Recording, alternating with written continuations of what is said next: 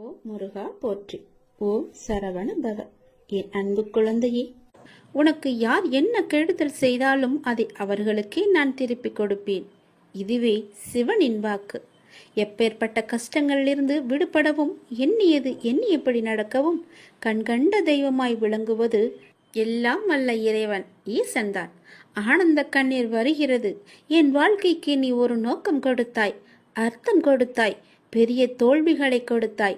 அதிலிருந்து எப்படி மீண்டு வருவது என்று எனக்கு பாடத்தையும் கற்றுக் கொடுத்தாய். மீண்டு வரவும் வைத்தாய். என் வாழ்க்கை மூலமே என்னை கற்றுக்கொள்ள வைத்தாய். இப்போது தோல்வியில் என் மனம் சமநிலை அடைந்து விட்டது.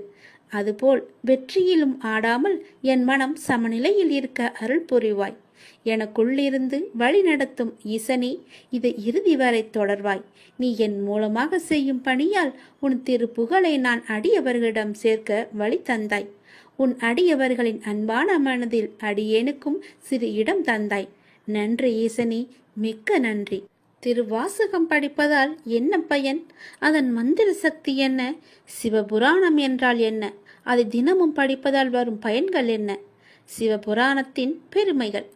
தில்லையில் ஒரு ஆணி மாதம் ஆயில்யம் அன்று சிவபெருமான் அந்தணர் வடிவம் தாங்கி திருநீறு பூசி மாணிக்க வாசகர் தங்கியிருந்த மடத்திற்கு வந்தார்.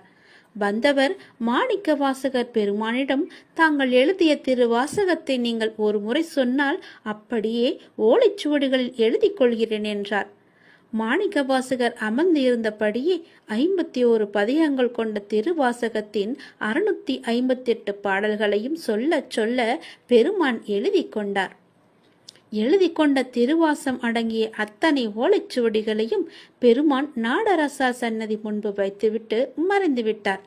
மறுநாள் ஆனி மாதம் மகம் நட்சத்திரத்தன்று ஆலயத்திற்கு வந்த தில்லைவாழ் அந்தணர்கள் எனப்படும் தீட்சதர்கள் கூத்த பெருமான் சன்னதியில் நிறைய ஓலைச்சுவடிகளைக் கண்டு திகைத்து போயினர்.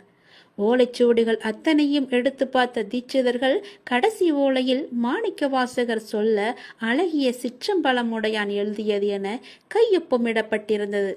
மீண்டும் திகத்து போய் பெருமான் கருணையை வியந்த அந்தணர்கள் மாணிக்க வாசகர் தங்கியிருந்த இடம் சென்று நடந்தவற்றை கூறி அவரை அழைத்து வந்தார்கள்.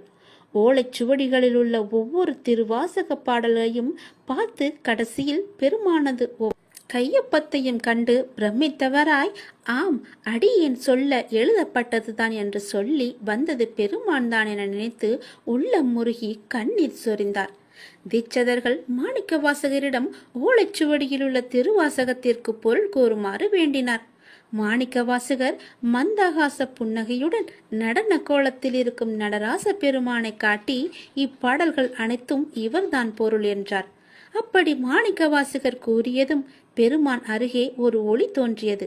அதை நோக்கிய வண்ணம் உள்ளே சென்ற மாணிக்க வாசகர் சிவபெருமானிடம் இரண்டர கலந்து விட்டார். ஆக ஆனி மகம் மாணிக்க வாசகரின் குரு பூஜை நாள். நமச்சிவாய என்னும் 5 எழுத்தில் திருவாசகத்தின் முதல் பதிகமான சிவபுராணம் தொடங்குவது. இரண்டாவது சிறப்பு, சிவபுராணத்தின் முதல் 6 வரிகள் வாழ்க என முடியும். மூன்றாவது சிறப்பு, அதை அடுத்த 5 வரிகள் வெல்க என முடியும். 4வது சிறப்பு, அடுத்த 8 வரிகள் போற்றி என முடியும். இவ்வாறு 6, 5, 8 என அமைந்திருப்பது திருவாசகத்தின் 658 பாடல்களை குறிக்கின்றது. சிவபுராணத்தின் 32வது வரியில் மெய்யே உன் பொன்னடிகள் கண்டின்று வீடுற்றேன் என பாடியிருப்பார். இது மாணிக்க வாசகர் 32 வயதில் முக்தி அடைந்ததை சூட்சமாக குறிக்கும். திருவாசகத்தின் 18வது வரியான அவன் அருளாலே அவன் தாள் வணங்கி என்பது படிப்பவர் அனைவரையும் உருக்குவதாக இருக்கும். ரமண மகரிஷி திருவண்ணாமலையில் தமது தாயார் உடல் நலமின்றி இருந்த கடைசி நாளில் அன்னை அருகே அமர்ந்து தொடர்ந்து திருவாசகம் படித்தார். அன்று இரவி அவரது அன்னை முக்தி அடைந்தார். காஞ்சி மகா பெரியவரிடம் குழந்தை இல்லாத ஒரு தம்பதி சென்று தங்கள் குறையை கூறினர். பெரியவர் திருவாசக புத்தகத்தை கொடுத்து ஒரு குறிப்பிட்ட பதிகத்தை தினமும் படிக்கச் சொன்னார். அவர்களுக்கு வரிசையாக 6 குழந்தைகள் பிறந்தன. இறந்த வீட்டில் கட்டாயம் சிவபுராணம் படிக்க வேண்டும். புல்லாகி பூடாகி புழுவாய் மரமாகி பல் விருகமாகி பறவையாய் பாம்பாகி கல்லாய், மனிதராய், பேயாய், கணங்களாய் என சுவை நிறைந்த திருவாசகத்தின் பெருமைகளை சொல்லிக் கொண்டே போகலாம். சொல்லிய பாட்டின் பொருளுணர்ந்து சொல்லுவார் செல்வர் சிவபுரத்தின் உள்ளார் சிவனடி கீழ் என்று வரியும் இருக்கிறது. எனவே தினமும் காலையும் மாலையும் ஒரு வேளையாவது நீங்கள் தினமும் திருவாசக படிக்க வேண்டும். சிவனின் அருளை பெற வேண்டும். முக்தி என்ற நிலை வேண்டுமானால் திருவாசகத்தை நீங்கள் படியுங்கள். அல்ல ஓதுவார் ஓத அதை கேட்டுக்கொண்டாக இருங்கள். உனக்கு யார் என்ன கெடுத்தாலும் அதை செய்தாலும் அதை அவர்களுக்கு திருப்பி கொடுப்பதுதான் சிவனின் வாக்கு. இதை நீங்கள் பின்பற்றி வாருங்கள். எல்லோருக்குமே நீங்கள் நல்லது மட்டுமே செய்யுங்கள். உன் மனதிற்கு நீ எப்பொழுதும் சந்தோஷமாகவே இருப்பாய். நீ எப்பொழுதும் நன்றாகவே இருப்பாய். உன்னுடைய கடந்த கால நஷ்டங்கள், இழப்புகள், ஏமாற்றங்கள், காயங்கள், தோல்விகள் எல்லாம் மறந்து போகும் அளவிற்கு உனக்கு நான் மிக பெரிய மகிழ்ச்சியை தரப்போகிறேன். என் ஆசையுடன் நீ நன்றாகவே இருப்பாய். நீ என்னுடைய பிள்ளை. இறைவா, எனக்கு ஏன் இந்த சோதனை என்று நீ புலம்பாதே. மரத்திற்கு இலையுதிர் காலத்தை வைத்தவன் வசந்த காலத்தையும் வைத்திருக்கிறான். ஞாபகம் இருக்கிறதா? அதை போல உன்னுடைய துன்பமான நாட்கள், உன்னுடைய சோதனை காலம் எல்லாமே முடிந்து உனக்கு வசந்த காலம் வீசும். அதே போல நம்மையும் நிரந்தர துன்பத்தில் வைக்க மாட்டார் என்று நீ நம்ப வேண்டும். நீ நினைத்தது நடக்கவில்லை என கவலைப்படுகிறாய் மகளே. அது நடக்க வேண்டிய நேரத்தில் இந்த அப்பாவின் ஆசியோடு நடக்கும். நீ முயற்சி செய். உனக்கான பலன் நிச்சயமாகவே கிடைக்கும். முயற்சியை மட்டும் நீ கைவிட்டு விடாதே. உன்னோடும் உன் குடும்பத்தோடும் தான் நான் இருந்து கொண்டே இருக்கிறேனே. நீ எல்லா செல்வ வளங்களையும் பெறுவதற்கு உனக்கே அரிதான வாய்ப்பு ஒன்று கிடைக்கும். பேரும் பெற்று சீரும் பெற்று சிறப்பாக நீ வாழப்போகிறாய். நிம்மதியான மகிழ்ச்சியான வாழ்க்கையை நீ வாழப்போகிறாய். நீ எதை பற்றியுமே எதிர்மறை சிந்தனைக்கு உன் மனதில் நீ இடம் கொடுக்க கூடாது. ஒன்றை மற்றும் நீ நினைவில் வைத்துக்கொள். நாம் செய்த புண்ணியமும் தர்மமும் நமக்கு இடம் தெரியாத இடத்தில் இக்கட்டான சூழ்நிலையில் ஏதாவது ஒரு ரூபத்தில் உன்னை காப்பாற்றும். அப்படித்தான் நீ என்றோ செய்த தர்மம் இன்று உன்னை காப்பாற்றி இருக்கிறது. இறைவன் யாருக்கு எதை விதித்துள்ளான் என்பது இறைவனுக்கு மட்டுமே தெரிந்த விஷயம். இறைவன் எழுதாமல் எதுவும் நடக்காது. இறைவனை நாடாமல் எதுவும் நமக்கு கிடைக்காது. முயற்சி மட்டும்தான் நம்முடையது. அதற்கான முடிவு இறைவனின் கையில் இருக்கிறது. அது இறைவனுடையது. அதற்காக நீ வருந்தாதே. எதை இழந்தாலும் அது இன்னொரு வடிவில் அது உன்னை வந்து சேரும் என்று நம்பு. எனக்கு அப்பா செய்வது எல்லாமே என்னுடைய நன்மைக்கு மட்டும்தான் என்று நீ நம்பு. வாழ்க்கையின் சந்தோஷத்தை பிற நபரோடு நீ தேடாதே. உங்கள் சந்தோஷத்தை உனக்குள்ளேயே தேடு. உங்கள் பிறவியின் காரணத்தை தேடு. உங்களின் வளர்ச்சியின் தடைகளை தேடு. நான் என்னும் ஆணவம் தவித்து நதி போல நீ ஓடு. பிடிக்காத செயல்களை கண்டு கொள்ளாமலும், வேண்டாத செயல்களில் உங்கள் கவனத்தை செலுத்தாமலும், தேவையில்லாத கேள்விகளுக்கு நீ பதில் கூறாமலும் இருந்தாலே போதும். உங்களுடைய உடலும் மனமும் ஆரோக்கியமாக இருக்கும். நீங்கள் மற்றவர்களால் தூக்கி எறியப்படும் ஒவ்வொரு பொழுதும் காகிதமாக நீங்கள் விழாதே. விதையாக எழுங்கள், மீண்டும் முளைப்பதற்கு. நம்மை தூக்கி எறிந்து விட்டார்களே என்று கவலையிலேயே அப்படியே வீழ்ந்தே கிடைக்காதே. எழுந்து வா. உன் அப்பாவின் துணையோடு உன் அப்பாவின் கரத்தை பிடித்துக்கொண்டு நீ மேலே எழுந்து வா. எல்லாவற்றிலுமே நீ ஜெயிப்பாய். என்னால் முடியும் என்ற தன்னம்பிக்கையோடு எழுந்து எல்லாவற்றையுமே வெற்றிப்படியாக மாற்றி காட்டு. ஒருவர் இப்படித்தான் என முடிவான பிறகு அவர்களை மாற்ற முயற்சிக்காமல் உங்களை நீங்களே மாற்றிக்கொண்டு அடுத்த நிலைக்கு சென்று பாருங்கள். யாருடைய நிழலுக்குள்ளும் உங்களை பழக்கப்படுத்தி கொள்ளாதிருக்கும் வரை வெயில் உங்களை சுடுவதில்லை. எத்தனை வேகமாய் நம்மை மற்றவர்கள் மறந்து விடுவார்கள் என்பதை நாம் உணர்ந்து விட்டாலே போதும். நாம் நமக்கான வாழ்க்கையை வாழ ஆரம்பித்து விடுவோம். அனைத்திலும் இயல் எதிர்பார்த்த சூழலை புரிந்து கொண்டால் உயரிய நிலையை பெறுவது நிச்சயம் உண்மை. நான் சொல்வது உனக்கு புரிகிறதா? நான் சொல்வது புரியவில்லை என்றால் மீண்டும் ஒரு முறை கேட்டு அதன்படியே நட. உனக்கு வெற்றி நிச்சயம் காத்திருக்கிறது. இந்த விஷயத்தை நான் வெகு நாட்களாக உன்னிடம் சொல்ல வேண்டும் என்று நான் நினைத்து கொண்டிருந்த விஷயத்தை இப்பொழுது நான் உன்னிடம் சொல்லிவிட்டேன். இப்பொழுதுதான் எனக்கே மன ஆறுதலாக இருக்கிறது. இனி நீ பிழைத்துக் கொள்வாய். என் குழந்தைதான் எனக்கு முக்கியம். நான் ஒவ்வொரு வினாடியும் உன்னுடன் தான் இருப்பேன். நீ தனியாக நடப்பதாக நினைக்கிறாயா? உன் பாதை என்பது என்னால் வடிவமைக்கப்பட்டது. என் அனுமதி இல்லாமல் எதுவுமே இங்கு நடக்காது, தெரியுமா? நீ ஏன் எல்லாவற்றையும் உன் தலையில் வைத்துக் கொண்டிருக்கிறாய்? ஏன் உன் அப்பா நான் உன் வழிகளை தாங்க மாட்டேன் என்று நினைக்கின்றாயா? நீ எப்போது என்னை அப்பா என்று அழைத்தாயோ அப்போதே எல்லா உரிமையும் உனக்கும் எனக்கும் இருக்கிறது. நீ அழும்போது என்னுடைய மனம் துடிக்கின்ற துடிப்பை என்னால் எந்த வார்த்தைகளில் உன்னிடம் கூறுவது என்று தெரியவில்லை. உன் மனவழி, உன் உடம்பில் ஏற்படும் என அனைத்து வழியையும் நீ என் பெயர் சொல்லி என்னால் அதை தாங்க முடியாது, எனக்கும் அதற்கான பலத்தை தாருங்கள் அப்பா என என்னிடம் கேட்கிறாய் அல்லவா? உன் வழியை நான் தாங்க மாட்டேனா? உன் கண்ணீரை காணும்போது அதுதான் எனக்கு மிகுந்த வலியை ஏற்படுத்துகிறது. உங்கள் பெயர் சொல்லி என்னால் எப்படிப்பட்ட கஷ்டம் தரும் சூழ்நிலைகளையும் எளிதாக தாண்ட முடியும் என்று கூறும்போது நான் உனக்கு எப்படி உதவி செய்யாமல் இருப்பேன்?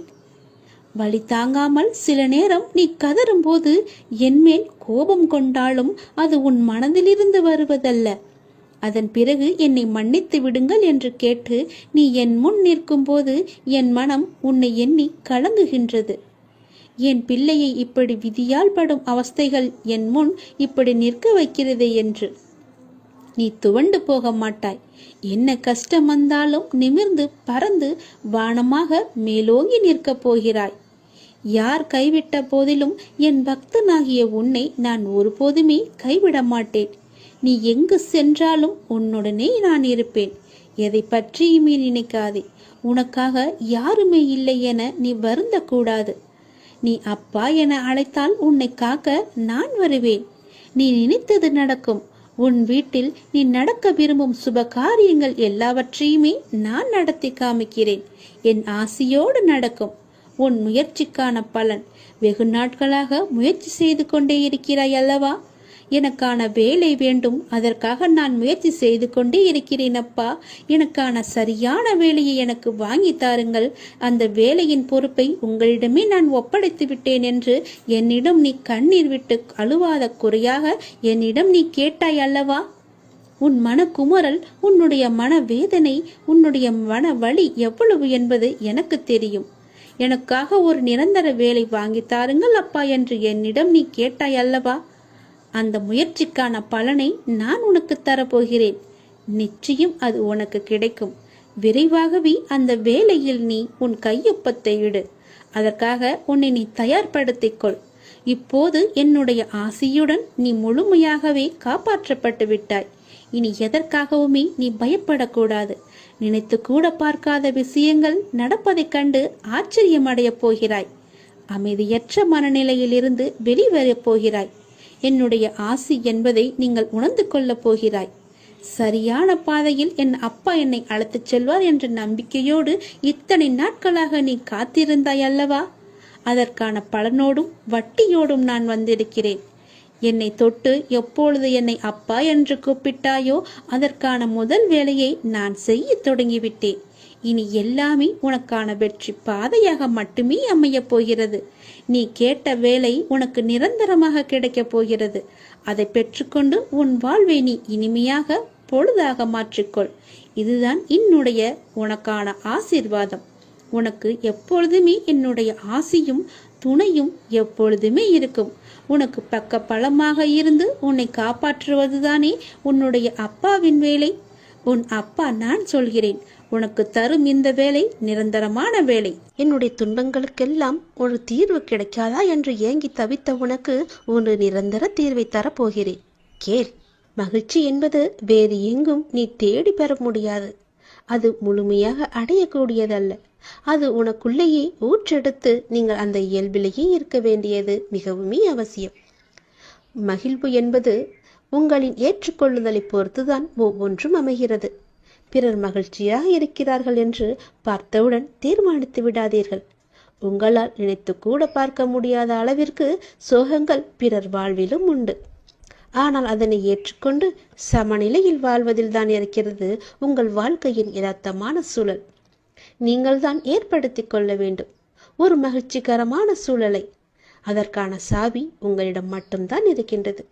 எல்லோரையும் மகிழ்ச்சியாக வைத்துக்கொள்ள நினைப்பவர்கள் எப்போதும் மகிழ்ச்சியாக இருப்பதில்லை. மற்றவர்களை மகிழ்வித்து மகிழ் என்பதே இங்கு பொய்யாய் போய்கொண்டிருக்கின்றது. உன்னுடைய உழைப்பும் சொற்களும் உனக்கும் பிறருக்கும் பயனுள்ளதாக இருந்தால் மகிழ்ச்சியானது தானாக வரும். மகிழ்ச்சி வெளியில் இருப்பதாக மனிதன் தவறாக எண்ணிக்கொண்டிருக்கின்றான். அது அவன் மனதில்தான் இருக்கின்றது. நேற்று நடந்தவற்றை உங்களால் மாற்ற முடியாது. நாளை நடப்பதை தடுக்கவும் முடியாது. இன்றைய பொழுதில் இந்த கணத்தில் மகிழ்ச்சியாக வாழுங்கள். அதுதான் எல்லா துன்பங்களுக்கும் ஒரே தீர்வு. உன்னை யாரும் புகழும் போது மகிழ்ச்சி அடையாதே. அதை போல உன்னை இகழும் போதும் நீ கவலைப்படாதே.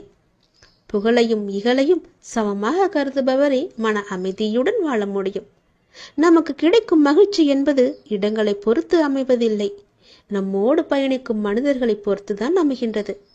மண் குடிசையில் வாழ்ந்தாலும் மனதிற்கு மகிழ்ச்சியாகத்தான் இருக்கும். மனதிற்கு பிடித்தவருடன் வாழ்ந்தால் உன் மகிழ்ச்சியை அடுத்தவர்களிடம் நீ தேடாதே. அது உனக்கு தனிமையை மட்டுமே தரும். உன் மகிழ்ச்சியை உனக்குள்ளே தேடு. மகிழ்ச்சியாயிரு.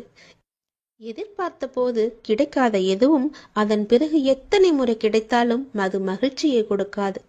மகிழ்ச்சி இருக்கும் இடத்தில் வாழ நினைப்பதை விட நீ இருக்கும் இடத்தை மகிழ்ச்சியாக உண்டாக்கு. மகிழ்ச்சியாக வைத்துக் கொள்வதற்கு என்ன செய்ய வேண்டுமோ அதை நீ செய். உன் வாழ்க்கையில் நிறைவு கிடைக்கும். உண்மையான மகிழ்ச்சி என்பது நம்முடைய மகிழ்ச்சி யாரையும் கவலையடைய செய்யாது இருப்பதாகும்.